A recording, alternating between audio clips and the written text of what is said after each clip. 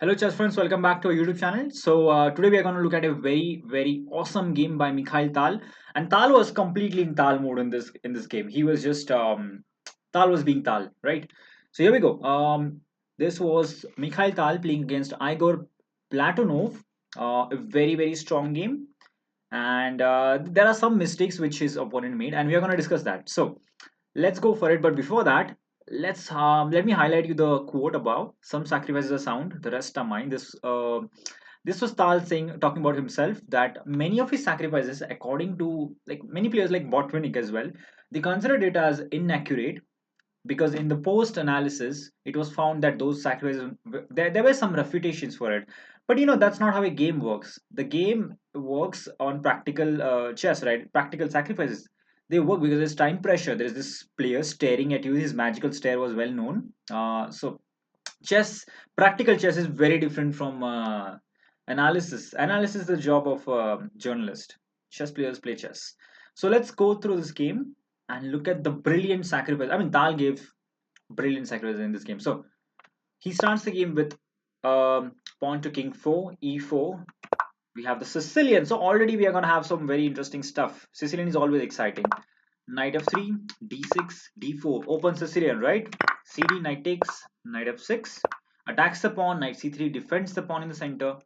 And now we have knight of variation of the Sicilian. Um, so Tal was an expert from both the sides. He has played from both the sides. He's a very good player. And these are some of the richest, most complicated positions, strategically most complicated positions in chess. So bishop g5. I have seen Tal play this move so many times. I think this was one of Tal's favorite ideas. E6. Nowadays, knight bd7 is also played. It's quite an interesting move. But e6 at this point it is quite common to play e6. And now, well, you can see this is a hook, right? So what do you play? You play f4. You're stretching your king side forward, gaining space on the king side, which means there can be a future king side pawn storm, an attack on the king side.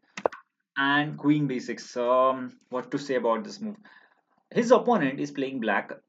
He's going for the sharpest line in the Sicilian. This is the poison pawn variation. This was a favorite of Robert James Fisher, and Fisher played this because he was a cold-blooded player. He used to play brilliant chess. He was able to defend brilliantly, and everyone cannot do that. But going for this kind of an idea against Mikhail Tal is anyway going to complicate the game. But if you're going to do it for on his behalf, then good luck with that. This is not a good decision to play against Tal. Against Tal, you want a position which is somewhat of solid. Later on in his life, many players started playing very solidly against Tal, and that is the reason he was lesser successful as compared to his earlier years. Everyone started to know exactly how Tal plays, exactly what kind of sacrifices he like, and they started to avoid his favorite openings. So they started to not complicate the game. So when you're playing against a player like Tal, do not complicate the game. This is their forte. This is their niche in a way. So idea is queen b2, queen d2. The idea is you have to allow black to capture the pawn. This is the poison pawn variation. What will basically happen is black will get a pawn, but he will be lagging much behind in development. In fact, white will be much ahead in development, and he will uh, get some advantage because of his tremendous activity. It's a debate. Basically, black is saying, look, I have a pawn. If I can defend myself well, I'm gonna go in an endgame with a pawn up, and that's already an advantage for me. White is saying, yes, you do have a pawn, and if you survive till the endgame, then you're definitely doing very good. But before the end games, gods have placed the middle games, right? So you have to survive the middle game before you go there. That's the point.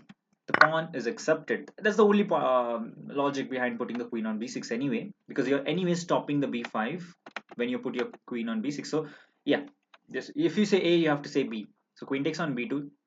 Rook is attacked. Now there are two main moves here. Rook b1 is also played many times. Knight b3. This was, I think, also played in the Spassky Fischer match. Fischer was black, I think. Yeah, Fischer was black, Spassky was white. Maybe that was a game 11. I think so. So yeah, Spassky played this move knight b3. This was one of his favorites, and Fischer had some trouble. Queen a3. The queen tries to get out. Bishop into f6. G into f6. So let's pause over here. White is a pawn down. Black has definitely got a pawn, but look at what price he has paid. nearly all of his pieces except the queen, all of them are on the back rank. The structure is damaged, and you're not really sure where the black king will go, right? He can be on the king side, but if you're on the king side, the file is open, the pawns are doubled, and the main highlight is going to be the h7 pawn. That's an isolated pawn, that's a target, remember that. In the middle game you always attack the targets, so that pawn is very weak. What about the queen side? Where do you really want to castle on the queen side where the king can actually get attacked easily? But that looks like the safer approach, but it's very tough because there are three pieces at the moment, so you're definitely lagging behind in development because of the greed for black capturing the pawn. Don't get me wrong, this is a very respectable opening, and it is played, it is a serious opening. So the poison pawn is something that you do, but it's not comfortable for black at all. Only a player which can defend, who is as cool as a cucumber, can defend this position. Fischer was one of that. If Igor, what's his name, Igor Platonov can defend, congratulations, but I don't think so. He can defend against Tal. So bishop e2, white is just he just means business here. He quickly wants to develop castle his king and go for the attack, right? So let's continue. Knight c6, castles. So we know where the king is. The king can at the same time tuck himself on the h1 square. If he's threatened ever, he can always go to the h1 square. He's completely safe. And now it's time that we go in the middle game and strategies are created. So bishop to d7. So this is where you need to really show your class. This is where the entire game is fixed. This is where the entire game is decided in this next five moves. Okay, so here is where you need to get an initiative. Okay, what are the targets in the position? h7, as we have already said. f7 is a target, b7 is a target. These are the three targets. Apart from that, d6 is also vulnerable, but as long as the bishop is here, he's okay. So with this move, what's the point? Black wants to castle long, and that's why the move bishop h5, stopping him from castling, because now if you castle, I'm gonna capture, I'm gonna get my pawn back, and it's just an equal position and you have a terrible structure. That doesn't make sense, right? That's why black just goes for bishop g7, and at the moment the pawn is guarded because the queen on a3 is defending it, so it's all right for the moment. If you try to put more pressure, maybe even something like sorry, king e7 can happen. Maybe the king actually is kind of safer in this kind of positions, when in the knight of the king is safer in the center. I have played many games like that where I just put the king on e7 and it's actually well placed, but every position is different, and I'm not sure about the king being in the center in this particular game, specifically because the queen can be kicked away easily. So, and the next move is the highlight, rook f3. This is how you attack, this is how to attack like Tal. Players like you and me, we always think that the rooks are for end games, they always come in the end, when the queens are off and whatever. But players like Kasparov and Tal, you'll see them so often develop their rook on the third rank, and the rooks are very potentially powerful attacker pieces, right? You want them on the third rank. Rook can go to this g3 square, he can go to the d3 square, he can attack the targets. The bishop is a new target as well. So yes, the rook is a very valuable and powerful piece, second strongest piece in chess. You need to learn how to use it. So castles. Black finally commits himself to castle. Obviously, long castle is not possible because this drops. And then this becomes a serious weakness because we always have rook d3 and rook d1 on the cards. There are so many other moves as well. So yeah, it's not really comfortable. Castling shot looks like the quickest way to cope out of it, but it's not the best, because now white plays rook a f1. He has already completed his development. For the price of a pawn, you have completed your development. You have given your opponent a very horrible structure. This pawn structure is not really as good. It's not flexible, right? If you can, you push your pawns somehow like d5, e5, f5, then you do have a great pawn structure because they're fluid, right? They can actually go forward. They can actually threaten something. But here the pawns are more rigid, and that's what makes them weak, right? At the same time, a move like f5 is always on the cards, which blocks this bishop on g7 permanently. That would remain like a tall pawn forever. So black needs to do something, and black now started to think, okay, what if I just exchange few of white's pieces? Maybe the attack will get neutralized. So knight a5. Meanwhile, white is saying, look, I know you're attacking my knight, you want to exchange some pieces to neutralize the attack, but that knight is not really participating actively in the attack. Maybe it doesn't matter, so I'll just continue with my attack, rook h3. And the rook is actually looking forward at the target, right? This is what we discussed. In the middle game, you have to look for these weaknesses and you have to strike those weaknesses. One weakness is generally not enough. It's considered that you need to give your opponent two weaknesses to overload him in a way. So that's the first weakness, h7. Let's continue. Knight takes b3, a takes b3. We have rook ac8, putting some pressure. In the Sicilian, you do have the open file. But because the king is not on the queen side, this is less severe matter. King h1. Why king h1? Because there was a threat here. The threat was to play queen c5 check, king moves, and then you just capture this knight, right? This comes with tempo, and that's why king h1 is a very good move. By the way, the rook is defending here, obviously, so yeah, it cannot be captured. So even that would not work, by the way, in this position. But there are moves like f5, kind of unleashing the bishop. So we have to always be aware of these things. So because black's plan is to open up his bishop pair, he has the bishop pair. So he wants to open up his bishop pair. He's planning to go for f5, which is the most logical. You don't want to go for e5. This is terrible. Look at this. I can play f5 without thinking. I can play f5, and I'm pretty sure you're gonna get busted very soon because this is a liability. I just have to bring one more piece on the h file or the g file. It's over. It's as simple as that, right? Apart from that, the d file square is such a yummy square for my knight to go, and it's going to be some sort of a checkmate. Maybe knight e7, Anastasia has made, and rook sacrifice. Something can happen for sure. I can bet on that. So yeah, you don't want to go for e5. You have to play f5, but it is white's move, so white can avoid that, and that's why he can play the move. Just a second. Yeah, king h1 was played. It was black's turn, so he did play the move f5. Pardon me for that. ef5, you do capture this. Queen b4. Now queen b4 is a very interesting move. You're putting a lot of pressure on this knight. You can see the bishop has now opened up. Rook has opened up. Queen has opened up. So there are some serious counterplay. But for now, till this point, the queen was offside. And that did make a lot of difference in the position, right? So pawn to f6 now. This is a brilliant move. And the entire continuation now is super brilliant. I just want to pay, I want you to, let's discuss this in verbal terms. What exactly does white want here? He has a lot of activity. We can see that. The rook, the bishop, the queen can swing in the action very quickly. The knight can sometimes swing in the action, not right now. But yeah, he does have a lot of activity. What he needs here is open files to get directly to the king and attack it. And this is exactly doing that. f6 is opening up lines. Maybe this diagonal as well, that can be one of the things. So let's see. Bishop takes f6 was played. Obviously, the threat was just too serious. You have to pay attention on that. So bishop takes f6. And here's another move. What do you need here? You need the open files. You need the queen to get involved. The queen would very much like to go to h6. How do you make that happen? f5. Another pawn sacrifice, right? So white Tal has been just he's in his element right now. He's enjoying his time and he's going for this brilliant sacrifices. The idea is very simple. All kind of moves are possible now. Rook g3, queen h6. These are all potentially dangerous moves. Knight e4, maybe. I'm not sure. At some point, you can try for the this kind of ideas, sacrificial ideas. Rook takes on c3 is played, and you can see this is actually a pin, which means you can actually play the move rook to g3. And this is the point where I want to discuss something. In the game, black played king h8. All right, and he went on to lose horribly. There is one move that can actually hold the game for black, but it's very tough for a human to calculate. I mean, I would not have seen this. It's simply too tough.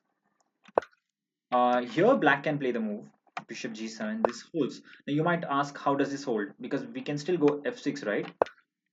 Um, rook takes rook is not possible because then queen will be hanging. I can capture the queen. Bishop is hanging. The rook on g3 will also be hanging because the pawn can attack it. It looks lost. But here is one resource for black that he can actually save, and it's super tough to see. And that's rook to f3. It's a brilliant move. The queen is, it unleashes an attack on the queen on d2 and the rook on f1. So if you capture the queen, bye bye. You have to say that's just the checkmate on the back rank, right? So you can't do that. The most accurate way that white can continue here is to play rook takes g7 check, goes over here, and now something as simple as queen e2 is possible. It's a good move. But even rook queen d1 takes and rook g8. And actually, black is able to defend. The material is nearly equal, and black holds the game because your queen is not well placed, and you have some back rank issues. You can't just you can't just move forward because there are some back rank issues. There are some serious issues. That's why black is actually there in the game. This is a nearly equal position. This was one saving option that black could have found in this position. Instead of playing king h8, he could have played king g7. Not an easy option to see. I mean, okay, bishop g7 is something you consider. f6 you can see, but rook f3 is the main move. It's a tactical blow, a striking move that it's not easy to see. You have to be someone like a Tal to see that. So uh, he was not able to defend, and that's the thing, right? After the game, you might find there's a refutation that exists for Tal's move. If black would have played bishop g7 correctly, he would have defeated. But can you actually find this against Tal in a real game when he's staring at you? The clock is running. There are so many things happening. The position is super complicated. Your king is in trouble. There are too many things happening. You cannot think so cool. It's not easy, right? It's not human, and that's the thing. Most of these players constantly fall for Tal's attack, because it's not human to calculate so many lines at the same time. There's this famous quote of Tal: you have to take your opponent in a deep dark forest where 2 plus 2 equals to 5, and the only way out is wide enough for one. So you have to create such complication in the board that it's so complicated that only one of the players survive, and he's generally the better calculator. And Tal was among the best calculators in the world. So queen h6, this spells the end basically, and this is where black resigned. Let me show you what happens here. Well, this is a threatened checkmate. Queen takes rook is a mate.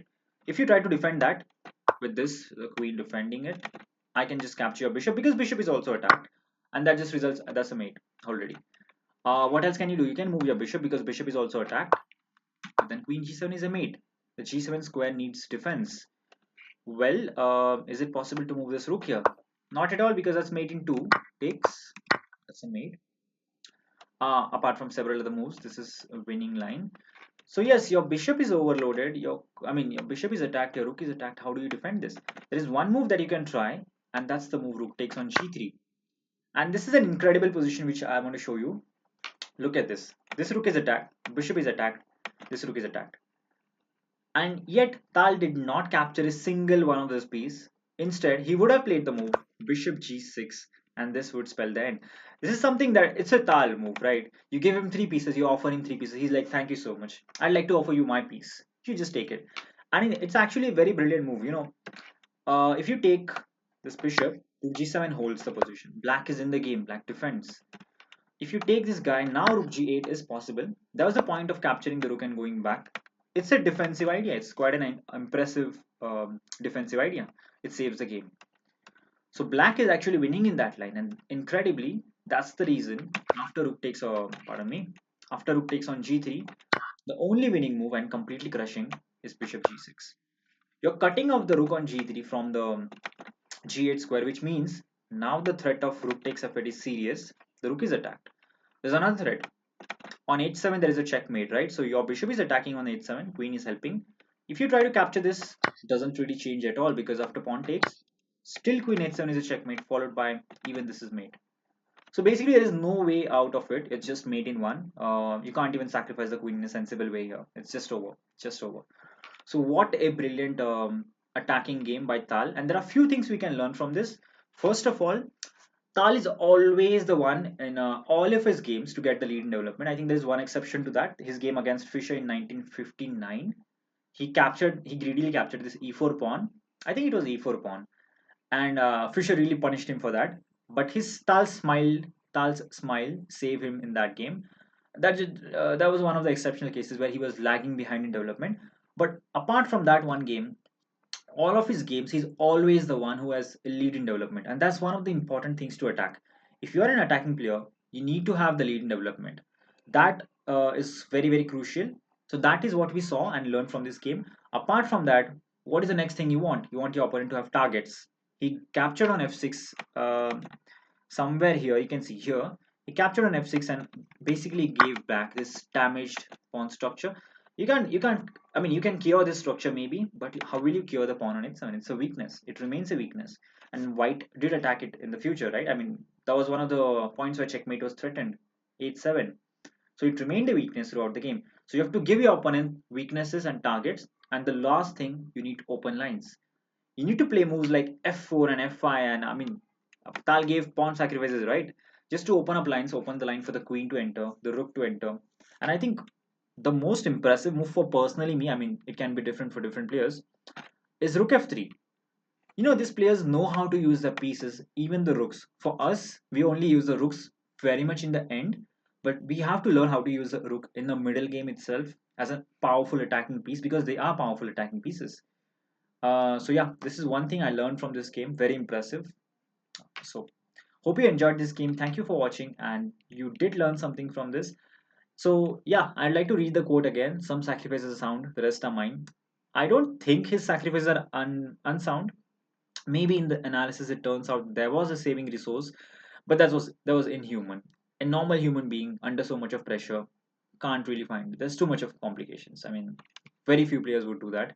Someone like a Kasparov can do that. Someone like a Fischer can do that, but ordinary grandmasters cannot cope with that kind of a complication in the game. So full respect to Tal. This was Tal being Tal in this game. He was just himself. He played exactly like he's known for. So thank you for watching. Do subscribe to our YouTube channel. Until next time. Bye.